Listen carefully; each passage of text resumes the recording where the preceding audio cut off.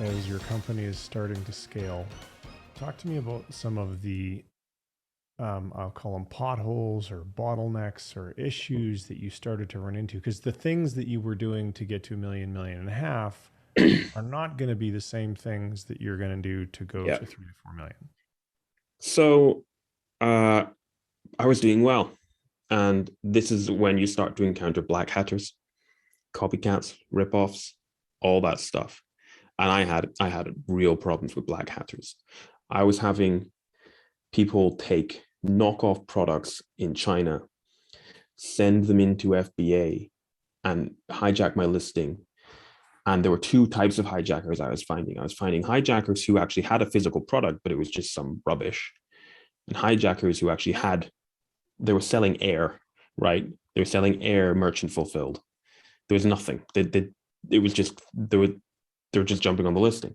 And I had so many problems, but eventually, and I don't know if Amazon still do this, eventually Amazon actually gated my brand so that only I could sell it because I was able to prove that there was no distribution channel. There were no wholesalers. The only people who could sell my product was me, or who could sell new. Other people could sell used. And of course, very, very rarely every listing gets like some random person selling a used Yeah. jump rope on it for some reason. So that was a huge issue, which eventually I was able to get gated, and I never really ran into it again. Was that in about 2018 when that happened? 2018, 2019?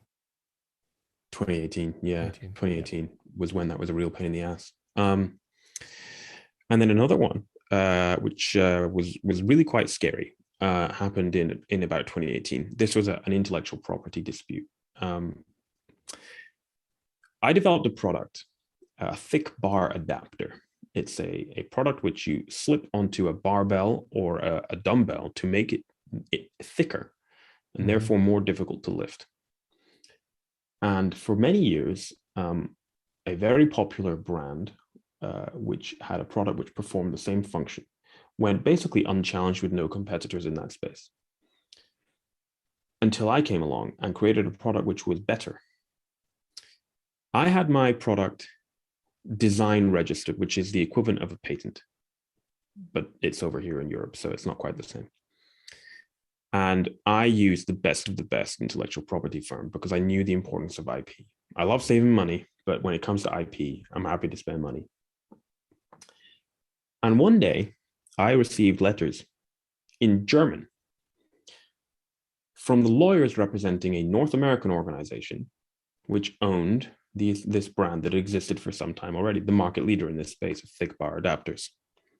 And the reason they'd sent the letters in German is because I was selling in Germany, and so they could do it in any jurisdiction they liked in which I was selling. And they wanted to make my life as difficult as possible because they knew I was a one-person operation on a laptop in a spare room. Mm-hmm. And I could tell that they'd clearly done this to other people before to scare the hell out of them. They were threatening me with suing me for all sorts of ridiculous sums of money and telling me I had to stop selling immediately. And they sent the letters to Amazon, who, rather than actually find out what was going on, just suspended my products. So I went back to my lawyer, and rather than panic, we took our time. And for about 3 weeks, she was very diligently researching. And And we you're came to suspended. You're suspended for but this whole 3 weeks. not my whole account, just the product. Yeah. Just the So it's product. still some pain.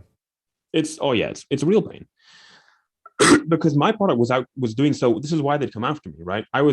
People had identified that A, my product was better, and B, they were ripping people off. They were just charging a stupid price because they'd always been unopposed in this niche. No one had ever developed a product that performs the same function but it looked different and was better. So we made sure that we had all our ducks in a row, which was as follows: A, my design registration protected my product. B, my product did not infringe on their design.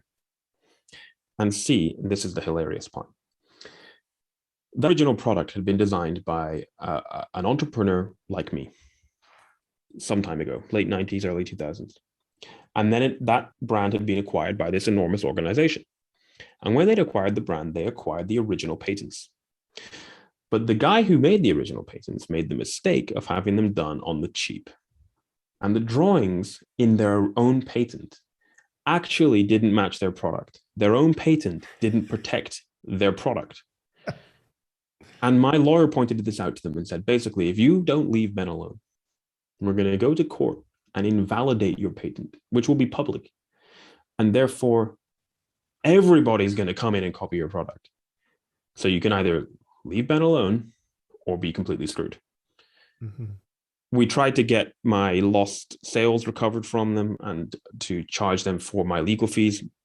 I never heard from them again. They just left with their tail between their legs, and my product was reinstated on Amazon. And so it was a David versus Goliath thing. It cost me 10, 15 grand, but it was worth it because I won and my product continues to do very well in that space. So the moral of the story is get your intellectual property sorted from the very start, whether it's trademarks or patents or design registrations.